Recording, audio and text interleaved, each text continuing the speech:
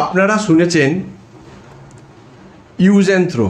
আমরা অনেক কিছু জিনিস আগেতে ইউজ করতাম, আরে এটা তো ইউজ অ্যান্ড থ্রো শুনেছেন, কিন্তু কখনো কি শুনেছেন থ্রো অ্যান্ড গ্রো? আমি ছুঁড়ে দিলাম, সেখান থেকে কিছু নতুন কিছু জন্ম নিল। এটা কিন্তু যারা শুনে থাকবেন তারা আমাকে কমেন্টে জানাবেন। আজকে আমাদের এই পডকাস্ট উইথ স্বরূপ, আবার আমরা সেই চেনা জায়গাতে এসেছি, চেনা আমাদের অফিসের সেই ফ্রেম। তো স্পেশাল একজন ব্যক্তিকে আমি নিয়ে এসেছি, তার কাছ থেকে শুনবো এরকম আরও অনেক কথা। যেমন আমরা সবাই ভাবি আমরা যে সোপ ইউজ করি, শ্যাম্পু ইউজ করি, বা এই টাইপের যে সমস্ত প্রসাধনী আমরা ইউজ করি, সেই ইউজে পরিবেশের কি কোনো ক্ষতি হয়? আপনারা সবাই বলবেন কি আর ক্ষতি হয়, আমরা একটু সোপ ইউজ করি। এই যে সোপ বা শ্যাম্পু যখন ইউজ করার পর যে ফেনাটা তৈরি হয় আমাদের বাথরুম দিয়ে, সেই ফেনাটা বেরিয়ে যায়, সেটা আস্তে আস্তে নর্দমার জল, তারপরে সেটা আবার পুকুরের জল বা নদীর জল, যেখানেই যে মেশে, এর মধ্যে আপনারা কি জানেন ছোট্ট ছোট্ট মানে পার্টিকেলস, তাকে বলি আমরা মাইক্রো পার্টিকেলস। তো এই মাইক্রো পলিউটেন্ট দিয়ে কিন্তু আমাদের এটা প্রায় একটা বিশাল অঙ্কের পলিউশন হয়। তার একটা স্ট্যাটিস্টিক আছে। এই এত স্ট্যাটিস্টিক আমি তো জানি না, যে জানে তাকে আজকে নিয়ে এসেছি আমাদের চ্যানেলে। আমি ওয়েলকাম করছি মিস্টার তুহিন মুখার্জি, লাভ দাই নেচার। এনাদের অনেক রকমের প্রোডাক্ট এবং অনেক রকমের ওনারা কাজ করেন, তো সেইটারই গল্প আমরা এখন শুনব। তো তুহিনদা, আপনি যদি একটু বলেন আপনার এই যে যাত্রা, যে কবে থেকে এই জিনিসটা আপনার ভাবনা চিন্তাতে এলো, কবে থেকে এই কাজটা শুরু করলেন, কবে থেকে আপনি এটা ব্যবসা ভিত্তিক বা এই যে সার্ভিস দিচ্ছেন সবাইকে, মানুষদেরকে, তো সেইটা নিয়ে একটুখানি আপনি যদি একটু বলেন। আচ্ছা, অনেক ধন্যবাদ স্বরূপবাবু। প্রথমে আমি ধন্যবাদ জানাতে চাইব স্বরূপবাবু এবং রোদ্দুর ইঞ্জিনিয়ারিংকে। যেরকমভাবে যে সাবজেক্টটা নিয়ে আজকে আমরা কথা বলতে চলেছি, সেটা তো একটা বৃত্তের খুব বড় অংশ, যেটা ওভারঅল সাস্টেনেবিলিটি এবং ক্লাইমেট প্রোটেকশনের দিকে মানুষকে নিয়ে যায় বা অ্যাওয়ারনেস বা সচেতনতাটা বাড়ায়। তার একটি অংশের রোদ্দুর খুব মানে দুর্দান্তভাবে কাজ করে চলেছে, যেটা আমরা এবং আপনারা হয়তো সকলেই জানেন, অল্টারনেটিভ এনার্জি নিয়ে। এবং দ্বিতীয়ত বাংলায় এই ধরনের পডকাস্ট আমি সচরাচর খুব একটা দেখিনি। তো সেখান থেকে আমি স্বরূপবাবুকে এবং রোদ্দুর, না পডকাস্ট হয়তো অনেকে করছে, বাট এই এনভায়রনমেন্টকে বাঁচানোর জন্য যে ক্লাইমেট প্রোটেকশন, আপনি তো জানেন যে আমরা ক্লাইমেট প্রোটেকশন ফোরাম নিয়ে অনেক কিছু করছি, তাতে আপনিও যুক্ত আছেন ভালোভাবে। তো ক্লাইমেটের উপরে আমার কিন্তু এই পডকাস্টটা শুধু ক্লাইমেটকে বাঁচানোর জন্যই, মানে মানুষকে অ্যাওয়ার করার জন্য বেসিক্যালি। ঠিক। তো এটাতে আপনাকে দেখেও আমি প্রত্যেকদিন উদ্বুদ্ধ হই, আপনি এত দিনে দিনে ভালো ভালো কাজ করেন। তো যাই হোক, আপনার কথাটা কেড়ে নিয়ে বললাম, আপনি আবার বলুন। হ্যাঁ, না এইখানে ঠিক একই রকমভাবে আপনার কথার সাথে সম্মত হয়েই বলি যে পুরো প্রত্যেকেই আমরা যেটা কাজ করছি একটা অপরটার সাথে সব খুবই সম্পৃক্ত বা সংযুক্ত। যেভাবে আপনি আমাকে ইন্ট্রোডিউস করলেন, thank you for the introduction, but সেটা খুবই যুক্তিযুক্ত জিনিস। যেমন ইউজ অ্যান্ড থ্রো, আপনি দেখেছেন যে পোস্ট ইন্ডাস্ট্রিয়ালাইজেশন বা যেরকম পোস্ট 70s বা 80s একটা ঘরানা শুরু হয়েছিল বা সচরাচর আমাদের কথায় বার্তায় চলতে থাকে ইউজ অ্যান্ড থ্রো, ব্যবহারের পরেই তাকে ফেলে দেওয়া। অথচ আজকে দেখবেন আমরা সারা পৃথিবীতে এবং ভারতে যারা ক্লাইমেট নিয়ে কাজ করছি, কথা বলছি, চেষ্টা করছি, তারা প্রত্যেকেই বলছি রিসাইক্লিং, মানে বারবার জিনিসটাকে ঘুরিয়ে আনা। দেখুন এই দুটোর মধ্যে একটা কন্ট্রাডিকশন আছে। ইউজ অ্যান্ড থ্রো এবং রিসাইক্লিং কিন্তু একই স্তরে বা একই প্ল্যাটফর্মে বসে না। তার মানে এইখানেই আমরা কোথাও একটা শিফট করার চেষ্টা করছি। তার মানে এতদিন আমরা কোথায় কি করছিলাম, এটা একটা দর্শনের চেঞ্জ। এবং দর্শনের চেঞ্জটা তো সার্বিকভাবে শুধু মানসিক স্তরে থাকে না, এটা আনতে হবে আমাদের ব্যবহারিক স্তরে।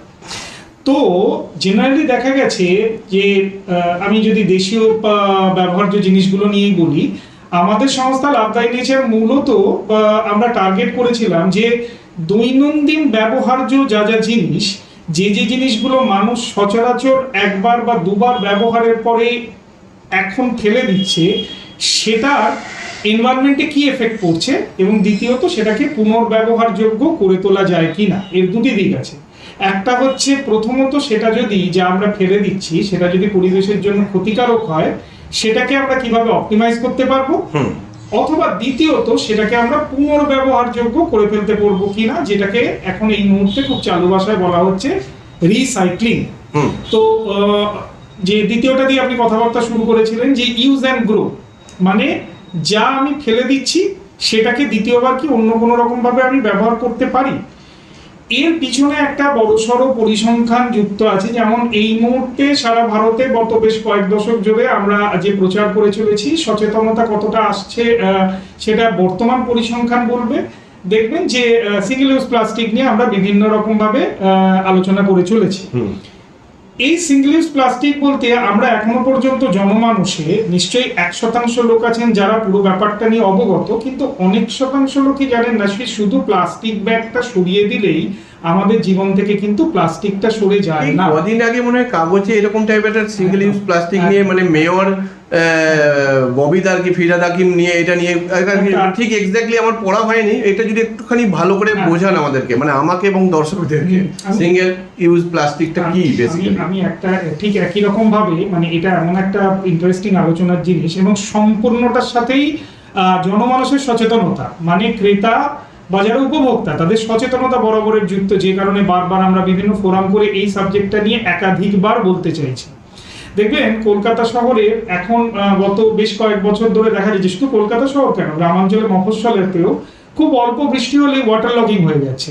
এই ওয়াটার লগিং এর একটা বড়সড় সোর্স কিন্তু মাইক্রোপ্লাস্টিক। আপনারা যদি দেখেন আজ বেশ কয়েক দশক আসে, যদি আপনারা গুগল করেও দেখেন বা আপনারা যদি পরিবেশ সচেতনতা সাইটগুলোতে গিয়ে দেখেন যে মুম্বাইতে আজ থেকে কয়েক বছর আগে 2005-6 সালে যে ফ্লাড হয়েছিল, যাতে বেশ কিছু সংখ্যক মারা যায় এবং ভয়ঙ্কর ধ্বংস হয়েছিল, তার বিগেস্ট সোর্স ছিল কিন্তু প্লাস্টিক। তার মানে আজকে একজন মানুষ, আমি যে দৈনন্দিন ব্যবহার্য প্লাস্টিকটা হতে পারে সিঙ্গেল ইউজ প্লাস্টিকটাকে যেটা অসচেতন ভাবে ফেলে দিচ্ছি, এটা কত বছর আগে হয়েছিল? এটা 2005 এবং 2000 খুব সম্ভবত 2006 সালে এই যে ভয়াবহ বন্যাটা হয়। দেখুন মুম্বাইয়ের বাসী এর পরেও আমার মনে হয় ওটা থেকে কোনো ওরা সেরকম ভাবে মানে কিছু মানে লেসেন নেয়নি। কেন বলছি, আমি জাস্ট এই কয়েক দিন আগে গেছিলাম মুম্বাইয়ে একটা কাজেতে, আমি জুহু বিচে গেছিলাম। ওখানে জুহু বিচে দেখছি পলিথিনের পর পলিথিন পড়ে আছে। ইভেন সেটা নিয়ে আমি ভিডিও করে পোস্টও করেছিলাম যে মুম্বাইয়ের লোকেরা কি সত্যি এসব নিয়ে ভাবে না। একদম, আমি আপনার ভিডিওটা দেখেছি, খুব পার্টিনেন্ট, খুব ইম্পর্টেন্ট একটি ভিডিও। যখন দেখা যাচ্ছে যে মূলত আমি শহরের নিকাশি ব্যবস্থাটাকে যদি সেই দিকে বাদ না দিয়ে, সেদিক থেকে কলকাতা আমার মনে হয় অনেক এগিয়ে। আমরা বারবারই নিকাশি ব্যবস্থার দিকে আঙুল তুলতে থাকি, কিন্তু প্রথমত আঙুলটা তোলা উচিত আমার নিজের দিকে, যে আমি আমার ব্যবহার্য জিনিসের মধ্যে দিয়ে কতটুকু আমি কন্ট্রিবিউট করতে পারছি এই প্লাস্টিক পলিউশনটাকে কমাতে। সেইখান থেকে এই আইডিওলজিটা শুরু করা যে থ্রো অ্যান্ড গ্রো। দেখুন, এটা আমরা ক্লাইমেট প্রোটেকশন ফোরামে আপনি রিনিউয়েবল এনার্জি নিয়ে আমরা বিভিন্ন প্রোডাক্ট নিয়ে একাধিকজন যদি একই কথা বারবার বলতে থাকে, আমার মনে হয় ছোট ছোট ইম্প্যাক্ট তৈরি করে, যাকে আমরা বলি যে ইম্প্যাক্ট তৈরি করে। আজকের মুহূর্তে আমি আরো খুব সহজভাবে বোঝানোর চেষ্টা করছি আরো কতজন মানুষকে আমরা আমাদের এই মতবাদ দিয়ে ছুঁতে পারলাম, যেটা তাদের অ্যাজ ওয়েল অ্যাজ এনভায়রনমেন্টের একটা ভালো করবে। তো থ্রো অ্যান্ড গ্রো মানে কি, সেটাকে আবার পুনর্ব্যবহারযোগ্য করে তোলা। তখনই প্রশ্ন আসবে যে আমি এটাকে কিভাবে করতে পারি থ্রো অ্যান্ড গ্রো। তখন আসে কিছু ইনোভেশন। সেই ইনোভেশনের মধ্যে খুব রকেট সায়েন্স হয়তো কিছু নেই, কিন্তু ছোট ছোট জিনিস, সেটাকে আমি যদি কনভার্ট করতে পারি, কোনো জিনিসকে কি আমি কোনো গাছে কনভার্ট করে দিতে পারি, কোনো জিনিসকে কি আমি আবার ইউজ করতে পারি। যে কাপড়ের মধ্যেও প্রচুর পরিমাণ মাইক্রোপ্লাস্টিক থাকে। আপনারা যদি জানবেন যে আজকে গ্রাউন্ড ওয়াটারে যে পরিমাণ মাইক্রোপ্লাস্টিক মিশছে, তার মধ্যে সরাসরি প্লাস্টিক ছাড়াও একটা বিশাল সংখ্যক প্লাস্টিক বা মাইক্রোপ্লাস্টিক যাচ্ছে যে কাপড় থেকে, যেটা দিনের পর দিন সারা কলকাতায় যদি 10 লাখ ওয়াশিং মেশিন থাকে, তার জল কিন্তু ফাইনালি গিয়ে মিশছে নদীতে, সেটার মধ্যে মাইক্রোপ্লাস্টিক থাকছে।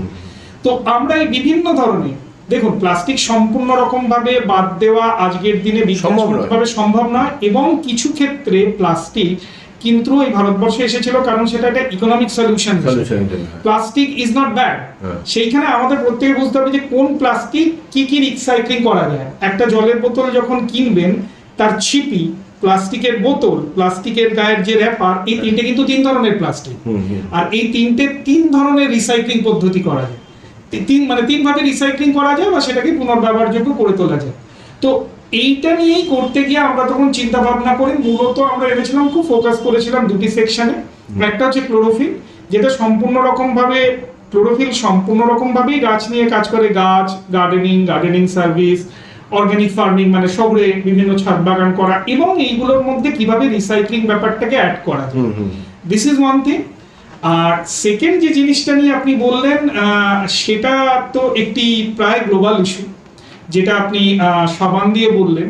দেখুন, এইটা আমরা যদি খুব পুরনো এই কনসেপ্টটা, এই সচেতনতাটা কিন্তু এদেশে খুব একটা শুরু হয়নি, এটা শুরু হয়েছিল বিদেশ থেকে, কিন্তু এর দর্শনটা ভারতবর্ষে। দর্শনটার কথা যদি একটু বলার সুযোগ দেন আমি বলি, আমাদের বরাবরেরই প্রাচীন ভারতে সবসময় বলা হতো, তুমি একটি নদীর উপত্যকায় দাঁড়িয়ে আছো। আজকে আমরা যেখানেই বসে থাকি, জিনিসটি যেখানেই ফেলি, সেটি আজ বা কাল বা পরশু গিয়ে নদীতে পড়বেই, কারণ ভারতবর্ষ নদীমাতৃক দেশ, এবং সেই নদীর জল বিভিন্ন রকম ভাবে সেচের কাজে, খাদ্য পানীয় আপনার কাছে ফেরত আসবে। তার মানে নদীর জল যদি কন্টামিনেটেড হতে থাকে, দূষিত হতে থাকে, সেটা আপনার জীবনকেও দূষিত করবে। তার মধ্যে কি ভাবে যাচ্ছে, আমরা ধরে নিয়েছিলাম এই পার্সোনাল কেয়ার প্রোডাক্ট বা সিনথেটিক পার্সোনাল কেয়ার প্রোডাক্ট। আমরা যবে থেকে কাজ শুরু করেছিলাম, তার মধ্যে থেকে এখন সচেতনতা বেশ খানিকটা বেড়েছে, যে microplastic in personal care product, যাকে মানে খুব দীর্ঘদিন আগে থেকে এটা বিদেশে যেটা শুরু হয়েছিল, PCCP, personal care and consumer প্রোডাক্টসে মাইক্রোপ্লাস্টিক, মানে 5 mm এর কম সাইজের যে প্লাস্টিক বা মাইক্রোপ্লাস্টিক, যেগুলো আমাদের পার্সোনাল কেয়ারের মধ্যে মিশে থাকে। এবার শুনলে অবাক হবেন, আমাদের দৈনন্দিন ব্যবহারের মধ্যে এমন প্রচুর জিনিস আছে যার মধ্যে আমরা অসচেতনভাবে সেই মাইক্রোপ্লাস্টিক বা সিনথেটিক ইউজ করে যাচ্ছি। এর মধ্যে আছে সাবান, এর মধ্যে থাকতে পারে শ্যাম্পু, এর মধ্যে থাকতে পারে লিপস্টিক, এর মধ্যে থাকতে পারে ফেস প্যাক, এবং আরো একাধিক জিনিস। একবার বা দুবার ব্যবহারের, এই যে আজকের দিনে বেশিরভাগ দেখা যায় এই যে পার্লারগুলোতে দেখা যায় মানে প্রচুর পরিমাণে সেই বোতল, রং বেরঙের বোতল, এবং এই সব জিনিসগুলো কি সবই ওই মাইক্রোপ্লাস্টিক ইউজ করে?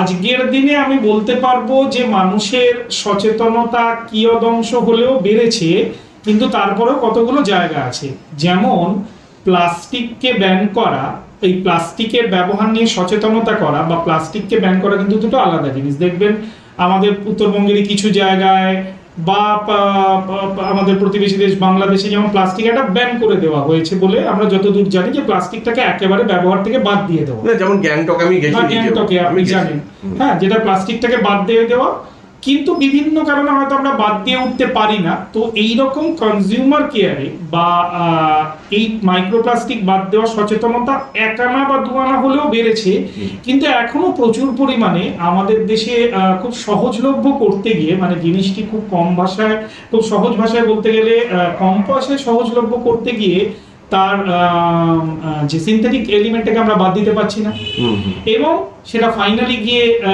মাইক্রোপ্লাস্টিক অ্যাডিশন বাড়িয়ে দিচ্ছে জলের মধ্যে। এবং এটার যদি আপনি মানে রিসেন্টলি 2024-এরই নভেম্বর মাসের আপনি যদি হিন্দুর একটি আর্টিকেল পড়েন, সেটা অলরেডি ভারতবর্ষ একটি প্রায় বার্নিং ইস্যু হতে চলেছে। পরিসংখ্যানটা আমি ওভারঅল বলছি, গত বছর আন্ডার ওয়াটার পলিউশনে বা ওশান ওয়াটার পলিউশন বা মেরিন ওয়াটার পলিউশনে প্রায় 7.5 লক্ষ টন মাইক্রোপ্লাস্টিক জমা হয়েছে। এই হচ্ছে সংখ্যা। এবং এই জন্যই মানে ওশেনের যে সমস্ত আমাদের লাইফ আন্ডার ওশেন বা ওয়াটার, ওদের কিন্তু দুর্বিষহ জীবন, এবং এত হোয়েল তেল বেরিয়ে এত জলজ প্রাণী মারা যাচ্ছে, হ্যাঁ, দূষিত হচ্ছে, এইগুলোর কিন্তু কারণ কিন্তু ওটাই। আমরা কিন্তু সেটা জানি না। এটা মানে কিরকম সেই কি সাইলেন্ট কিলারের মতন হচ্ছে এটা, কিন্তু আমরা কেউই জানি না। সত্যি কথা বলতে, আমরা এত ধরুন পড়াশোনা করেছি, এত কিছু করছি, আমি এই জিনিসটা কিন্তু জানতাম না যে মাইক্রোপ্লাস্টিক, আজকে সাবান থেকে মাইক্রোপ্লাস্টিক, এটা নাকি একটা বড় প্লাস্টিক। এটা কিন্তু আমি বলছি দর্শকদেরকে, আপনারা শুনে রাখুন, আপনারা পড়বেন, আপনারা নেট সার্চ করবেন। কোনো যদি আপনাদের কোনো কোয়ারিজ থাকে আপনারা আমাদের চ্যানেলে লিখে পাঠাবেন। আমরা ডাইরেক্টলি মিস্টার তুহিন মুখার্জি, আমি বলে রাখি ইনি একজন প্রফেশনাল কেমিক্যাল ইঞ্জিনিয়ার, এবং আজকে এই কেমিক্যাল ইঞ্জিনিয়ার হয়ে তবেই কিন্তু এই সমস্ত কেমিক্যালস, পলিথিন, কি বলবো, যে সমস্ত নন পলিউটিং বা নন কেমিক্যাল জিনিস, যেগুলো অর্গ্যানিক জিনিস নিয়ে উনি কাজ করছেন। মানে এরকম না যে ভেষজ জড়িবুটি এরকম টাইপের ব্যাপারটা না। তো উনি অনেক কিছু ব্যাপার জেনে শুনে রিসার্চ করেই তবে এসব জিনিসগুলো করছেন। তো আপনাদের যদি কোনো কোয়েশ্চেন থাকে অবশ্যই কিন্তু জানাবেন আমাদেরকে। মাইক্রোপ্লাস্টিক ব্যাপারটা আমি যেটা দেখতে পাচ্ছি যেটা একটা ভয়াবহ ব্যাপার। মানে এটা তো বহু দিন ধরে আমরা মানে সাবান শ্যাম্পু ইউজ করে করে এরকম একটা বাজে পরিস্থিতি তৈরি হয়েছে। এবং যদি এরকম যদি আলটিমেটলি তো সমুদ্রেতে যে পড়ছে, তো সমুদ্রের জল মানে পুরো পরিবেশটাই, এই যে আমাদের গ্লোবাল ওয়ার্মিং, এইটাও হয়তো একটা কারণ গ্লোবাল ওয়ার্মিংয়ের সাথে মানে আমাদের যে SDG 17 আছে তার মধ্যে একটা পার্ট আছে যে লাইফ আন্ডার ওশেনের, কারণ আমাদের তো পৃথিবীর বেশিরভাগটাই ওশেন, মানে বেশিরভাগটাই জল, আপনারা জানেন সেটা। তো সেই জলটাই যদি পলিউশন হয়ে যায় তাহলে তো আমাদের পৃথিবীর বেশিরভাগটাই পলিউশন। তো সেইটা করতে দেওয়া যাবে না, আমাদেরকে আস্তে আস্তে চেঞ্জ হতে হবে, আমাদেরকে পলিথিন ইউজ করা বন্ধ করতে হবে, আমাদেরকে নতুন কিছু ভাবতে হবে যাতে করে আমাদের এই পৃথিবীটাতে আমরা ঠিকঠাক করে বাঁচিয়ে রাখতে পারি। তো সেইটারই আমি বলবো তুহিনদাকে, আরও কিছু যদি আপনাদের কিছু মানে প্ল্যানিং আছে, কি আপনারা প্ল্যান করছেন আগামী কয়েক বছরের মধ্যে আপনারা কি করতে চাইছেন বা কি করেছেন, কি প্রোডাক্ট আছে আপনার ওই লাইফস্টাইল প্রোডাক্ট, মানে যেগুলো আর কি বিউটি প্রোডাক্ট বলছি। এই সিম্পল আমরা সবাই ফেস ওয়াশ ইউজ করি, আমরা ময়েশ্চারাইজার ইউজ করি, আমরা সানস্ক্রিন ইউজ করি, এখন সবাই করি।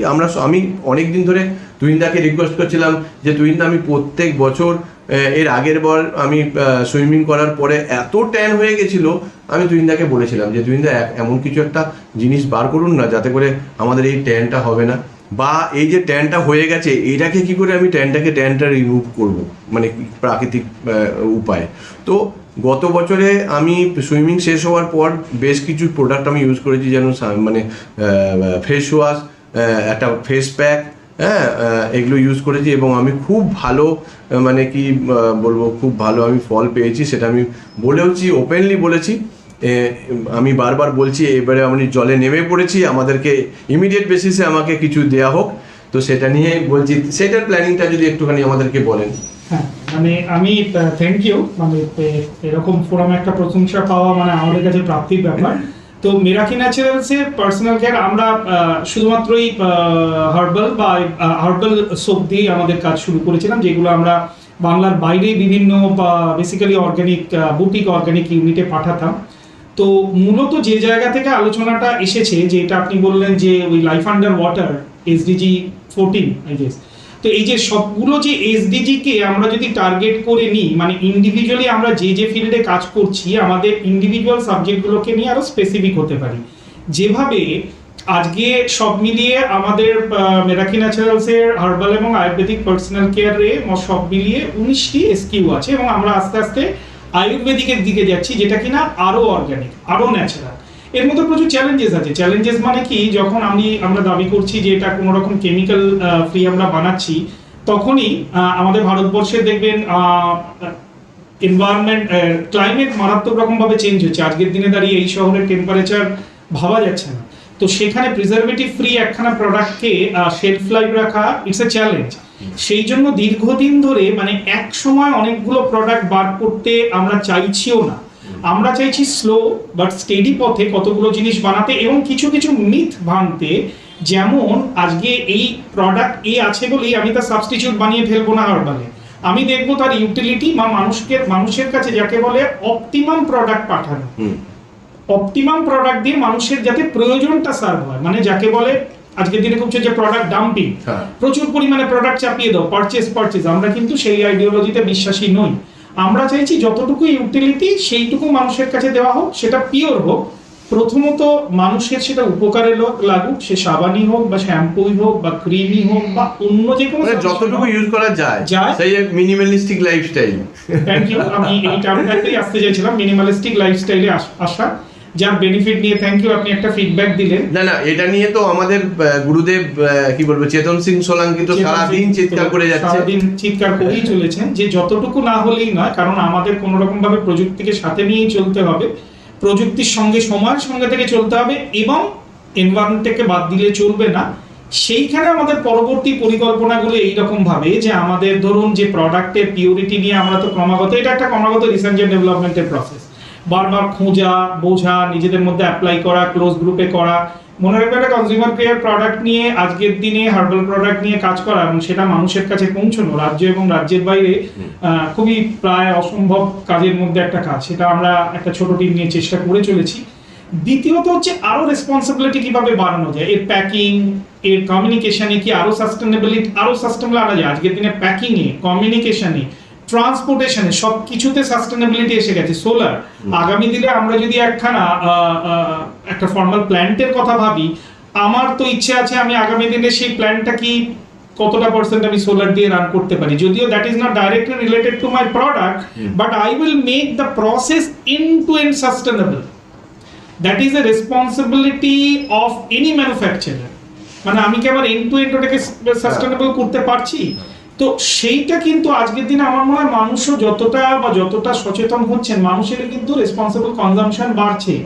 আজকে অন্যান্য রাজ্যেও আমি দেখেছি, আপনি অন্যান্য রাজ্যে যাতায়াত করেন, যে যখন আমরা স্কুলে কলেজে যাচ্ছি বা অন্যান্য জায়গায়, মানুষ কিন্তু এগিয়ে আসছেন, জিজ্ঞাসা করছেন। এটাও একটা এসডিজি যে রেসপন্সিবল কনজিউমার তৈরি করা। তো সেটা আশা করি আমরা individually love the nature miracle HNS নিয়ে এবং যৌথভাবে রোদ্দুর এবং আরো অন্যান্য সবাই মিলে ক্লাইমেট প্রোটেকশন ফোরাম নিয়ে এবং অবশ্যই দর্শকদের সহযোগিতায় আমরা আমাদের লক্ষ্য। হ্যাঁ, এইটাই দর্শকদের সহযোগিতা, মানে আপনাদের সহযোগিতা ছাড়া কিন্তু কিচ্ছু করা যাবে না। আমাদের যদি মানে জনগণ যদি না বোঝে, জনগণ যদি বলবে ধুর প্লাস্টিক ইউজ করছি কি হবে, আমি একা না ইউজ করে কি করব, আপনি আগে বন্ধ করুন এবং পরের জনকে বলুন যে আপনি প্লাস্টিক ইউজ করবেন না, কেমন না কাজ হয়ে দেখব, অবশ্যই হবে। আজকে দেখুন, আজ থেকে 4 বছর আগে আপনারা ভেবেছিলেন যে আমাদের এখানে ডিজিটাল পেমেন্ট শুরু হবে? আজকের দিনে ডিজিটাল পেমেন্টটা কীরকমভাবে মানে ভাইরাসের মতন ছড়িয়ে পড়েছে। একটা শাকওয়ালা, একটা আলুওয়ালা পর্যন্ত সে ডিজিটাল পেমেন্ট নিচ্ছে। ভাবতে পেরেছেন কোনো দিন যে আজকে মানি ব্যাগ ছাড়া আমরা বাজার যেতে পারি? আজকে তো আমি মানি ব্যাগ ছাড়াই বাজার চলে যেতে পারি। বাজার থেকে আজকে সব কিছু, মানে আজকে এভরিথিং আমরা মোবাইল থেকে সব কিছু করে দিতে পারছি। ঠিক সেরকম যদি মানুষ ভাবে যে আমি প্লাস্টিক ইউজ করব না, আমি পৃথিবীকে বাঁচাবো, আমি এখানে সাস্টেনেবল মানে সলিউশন ইউজ করব, তাহলে কে আপনাকে রোধ করবে? কেউ রোধ করতে পারবে না। আপনি যদি করেন সবাই করবে, আপনি করুন, পরের জন করবে, পরের জন থেকে আর পরের জন করবে, এইভাবেই কিন্তু ওয়ার্ড অফ মাউথ আমরা ছড়িয়ে ফেলতে পারি। তো আমাদের এই পডকাস্টের আসল উদ্দেশ্য কিন্তু এটাই, আর কিচ্ছু না।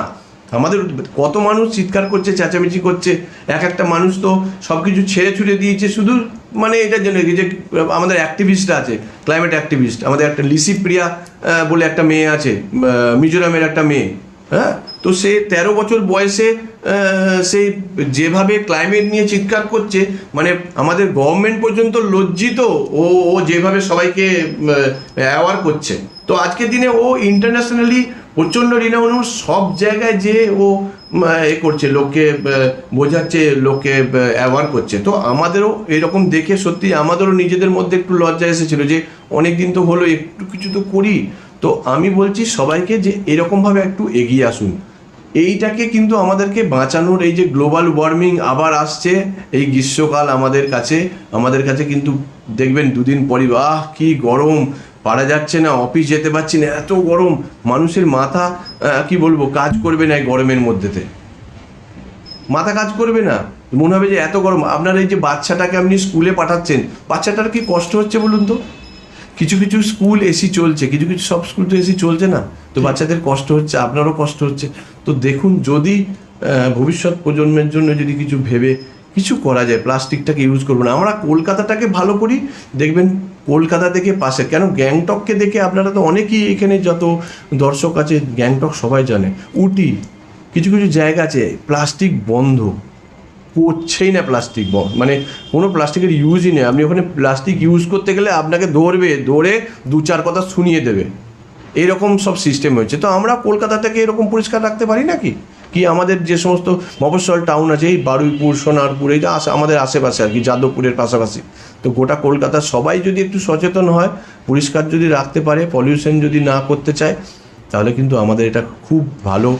আর এই তুহিনদা অনেকগুলো সলিউশন আমাদেরকে দিলেন, মানে এই যে মাইক্রোপ্লাস্টিকের ইউজটা আপনারা বুঝতে পারছেন, তো সেটা বুঝুন, দেখুন, এবং আপনারা যে সমস্ত মাইক্রোপ্লাস্টিক হয় সেরকম জিনিস ইউজ কম করবেন, এবং তাতে করে আমাদের পৃথিবীতে অনেক, মানে কি বলবো, পলিউশন থেকে রক্ষা পাবে। সবাই জানে যে পলিউশন হচ্ছে, হ্যাঁ। আর একটা হচ্ছে মিনিমালিস্টিক লাইফস্টাইল, যতটা কম করা যায়, যতটা করা যায়। হ্যাঁ তুহিনদা, আমরা আরেকটুখানি আমরা শুনতে চাইছি আরও যে সমস্ত আপনাদের চিন্তা ভাবনাগুলো আছে, কি করতে চাইছেন এক্স্যাক্টলি। এইখানে আপনি যে মানে ওয়ার্কার বা অ্যাক্টিভিস্টের কথা বললেন, ভেবে দেখবেন একটু লক্ষ্য করে, মহিলা আমাদের কাজের সূত্রে দুটো জিনিস আমরা খুবই, যেহেতু আমাদের ক্রমাগত ডে ইন ডে আউট খুব কনজিউমার কাস্টমারের সাথে ইন্টারঅ্যাক্ট করতে হয় শহর এবং টায়ার 2 টায়ার 3 সিটিতে, এখানে একটা ক্রমাগত চেঞ্জটা আমরা দেখতে পাচ্ছি, হুইচ ইজ ভেরি পজিটিভ। যেটা হচ্ছে যে পার্সোনাল কেয়ার বা কনজিউমার কেয়ার প্রোডাক্টে আগে যেটা ছিল মেল ফিমেল বলে একটা জিনিস, সেই ভেরিয়েন্টটা কিন্তু আস্তে আস্তে ঘুচে যাচ্ছে, হুইচ ইজ ভেরি পজিটিভ। কারণ কখনো কি হয়, এটা কিন্তু একটা মিনিমালিস্টিক লাইফস্টাইলের দিকে দিয়ে যায়, ছেলেদের জন্য 10টা, মেয়েদের জন্য 10টা হলে 20টা প্রোডাক্ট হয়, দরকার তো নেই। আজকে যদি 10টা প্রোডাক্ট হয়, with could be used by both the মানে মানুষ, এই মানে পুরুষ এবং স্ত্রী দুজনেই ব্যবহার করতে পারে, সেটা কিন্তু প্রোডাক্ট ফিচারটাও মানে একটা মিনিমালিস্টিক প্রোডাক্ট বাস্কেটের দিকে আপনাকে নিয়ে যায়। দ্বিতীয়ত, উইমেন এম্পাওয়ারমেন্টের দিক দিয়ে একটা খুব বড় জায়গা, যেটা অবশ্যই একটা সিগনিফিকেন্ট জায়গা এসডিজি, সেখানে দেখবেন যে উইমেন হেলথ নিয়ে আজকে খুব চতুর্দিকে কথা হচ্ছে, আমাদের ইউরিনালস এভরিথিং এইগুলো নিয়ে আরো আমরা ইমপ্রুভমেন্ট নিয়ে কাজ করছি। উইমেন হেলথ যেটা চতুর্দিকে, আমি কয়েকদিন আগেই পড়ছিলাম একটা আর্টিকেলে, যেহেতু এইগুলো নিয়ে আমাদের কিছু কিছু অ্যাওয়ারনেস ক্যাম্পেইন করতে হয় যে বিভিন্ন পাবলিক ইউরিনাল, সেখানে মূলত it needs to be improve, যেটা নিয়ে অবশ্যই কাজকর্ম চলছে, যেখানে মেরাকি ন্যাচারালস আমরা সামনের দিনে ভাবতে চলেছি আরো এমন কিছু সলিউশন কি আনা যায় যেটা মানুষকে ক্লিনলিনেসের দিকে, বিশেষত উইমেন হেলথের দিকে আরো একটা কিছু সেটা নিয়ে যেতে পারবে, এবং ডেফিনেটলি আমরা আমাদের আইডিওলজি থেকে শুরু করি, it has to be natural. দ্বিতীয়ত হচ্ছে গিয়ে এর সাথে এই ধরনের কাজের সাথে বিভিন্ন ফোরামে ছেলেরা তো ছিলই, আমি মূলত দেখছি আরো বিভিন্ন রকম ভাবে গ্রাম বাংলার মেয়েরা যারা সাস্টেনেবিলিটি এর আগে হয়তো তত্ত্বগতভাবে সেইভাবে জানতেন না, কিন্তু আরো মারাত্মকভাবে এগিয়ে আসছেন। কিভাবে বলি, দেখুন আজকের এআই এর যুগে আমাদের সবসময় কনভেনশনাল নলেজের সাথে এআইটাকে নিয়েও চলতে হবে। তার সাথে মনে রাখবেন যে শাড়ি জুড়ে জুড়ে কাঁথা তৈরি করা কিন্তু রিসাইক্লিং এর একটা পদ্ধতি, একদম। এটা কিন্তু বহুদিন ধরেই আসছে, এটা নতুন কিছু না। আমাদের যে কাজটা হলো, এই কাঁথাটাকে কি আমরা বিপণনযোগ্য করে তুলতে পারি? দেখুন, এই কাঁথাটাকে যদি সুন্দর একটি ফরম্যাটে তৈরি করা যায়, তাহলে আমরা রিসাইক্লিং, বিপণন এবং যিনি তৈরি করছেন, মানে যিনি মহিলা, তার কাছে কিন্তু একটা বড় অংশের অর্থ ঘুরিয়ে দিতে পারি। তার মানে এটা সম্পূর্ণ তত্ত্বগত জিনিস নয়, আমাদের যাপন, আমাদের কনসেপ্ট, ইনোভেশন এবং ক্রিয়েটিভিটি যদি কাজে লাগাই, এটা কিন্তু টোটাল একটা ইকোনমিক ডেভেলপমেন্টের দিকে নিয়ে যায়, প্রোভাইডেড মানে আমি আবার আমাদের কথাই বলছি, লাভ দ্য নেচারের আমাদের 5 লাইন হচ্ছে রিকানেক্টিং রুটস। টেকনিক্যালটাকে সামনে রেখে আমরা আরেকটু যদি পিছনের দিকে যাই, একটু যদি স্থির হয়ে ভাবি, আমরা আমাদের মধ্যে অনেকগুলো সলিউশন দেখতে পাবো।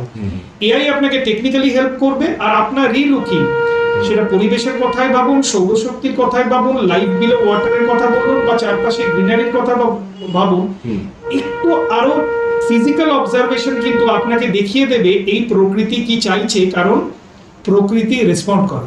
একদম, প্রকৃতি বিভিন্ন পজিটিভ বা দুর্যোগ বা প্রাণীদের মধ্যে দিয়ে রেসপন্ড করে। আপনার যদি আর একটু অবজার্ভ করি, আমাদের কাজ আমরা শুরু করেছিলাম মূলত এক বাঙালির অনুপ্রেরণা থেকেই, যাকে আপনারা সবাই চেনেন, আচার্য জগদীশ চন্দ্র বোস, যার বইটির নাম ছিল অব্যক্ত। রবীন্দ্রনাথ সেই নামটা দিয়েছিলেন। মানে দেখুন, গাছ তো কথা বলতে পারে না, কিন্তু আমাদের জীবনে যদি গাছ না থাকতো তাহলে জীবনটাই থাকতো না। তার মানে সব থেকে বেশি যে কন্ট্রিবিউট করে সে কিন্তু অতটা ভোকাল নয়। এটা কিন্তু প্রকৃতির একটা message. The more we can read and combine to AI and the technologies and we can reinvent, আমরা আরো বেশি ভাবে কিন্তু প্রকৃতি বান্ধব হয়ে উঠতে পারবো, সার্কুলারিটির দিকে নিয়ে যেতে পারবো, রিডিউস, রিইউজ, রিসাইকেলের সাথে, এবং কিছু জিনিস যেটা আপনি বলছিলেন যে কিছু জিনিসকে যদি সম্ভব হয় রিজেক্টই করি না, হ্যাঁ। ফোর্থ আর কে আমরা অ্যাড করি না। যদি এটা আমার কথা না, আমাদের কলকাতা শহরে প্রখ্যাত পরিবেশবিদ সাথী দিয়ে আমাকে বলেছিলেন তুমি ফোর্থ আরটাকে ঢোকাও, reduce, reuse, recycle and if possible reject. Reject তখনই হয় না, একটু সময় লাগে। রিজেক্ট খুব ঋণাত্মক শব্দ, আমি চাইছি না ওইভাবে ব্যবহার করতে। ধীরে ধীরে যদি বাদ দিয়ে আমরা যদি একটু সচেতনতার দিকে যাই, আমার মনে হয় সামনের দিনে একটা সবুজ পৃথিবী গড়তে আমাদের সামনে কয়টা বাধা থাকবে। একদম একদম ঠিক বলেছেন।